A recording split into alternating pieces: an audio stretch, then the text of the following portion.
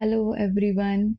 I hope all of you are doing good and I'm back with the new question of chapter units and measurement. So our question is, in a particular system, the unit of length, mass and time are chosen to be 10 centimeter, 10 gram and 0.1 second respectively. The unit of force in this system will be equivalent to। अभी यहाँ पे देखो हम लोग को जो भी चीज़ें दी है वो हम लोग को दी है सीजीएस सिस्टम में। सीजीएस सिस्टम मतलब ये क्या होता है, centimetre, gram and second system. तो अभी यहाँ पे देखो हमारे पास है चार ऑप्शंस, तो इसको पहले हम लोग सॉल्व करेंगे।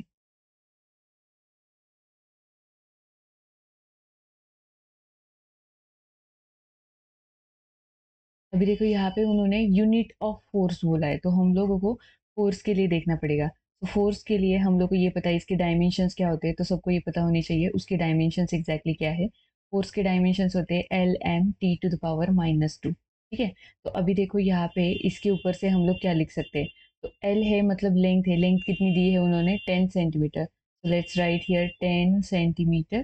देन उसके बाद में हम लोग क्या दिया है, मास। मास के लिए क्या दिया है उन्होंने 10 gram. Let's write here 10 gram. Then उसके बाद में हम लोग को दिया है t⁻⁻²।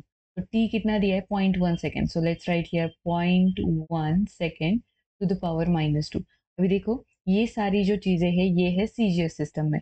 हम लोग को किस में लिखना है, हम लोग को यहाँ पे अगर ऑप्शंस में तुम लोगों ने देखा तो न्यूटन दिया है ना, तो मतलब हम लोग को एमकेएस सिस्टम में लिखना है। अभी देखो एमकेएस सिस्टम में इसके लिए क्या लिख सकते हैं हम लोग। तो एक काम करते हैं, यहाँ पे 10 को एज इट इज लिखते हैं। सेंटीमीटर मतलब एग्जैक्टली कितना होता है, कितने मीटर्स होता है। तो सेंटीमीटर मतलब क्या हो जाएगा हमारा 10⁻⁻² मीटर। देन फिर से 10 हम लोग एज इट इज लिखेंगे। अभी देखो ग्राम है, ग्राम का हम लोग क्या करना पड़ेगा, किलोग्राम करना पड़ेगा। तो 1 ग्राम मतलब कितने किलोग्राम्स होता है, it is 10⁻³ kilo. And then last one is 0.1 second. तो हम लोग को पता है एमकेएस सिस्टम में भी सेकेंड्स ही होता है। सिर्फ 0.1 को हम लोग क्या लिख सकते हैं, 10⁻⁻1 सेकेंड। एंड पावर कितनी है -2।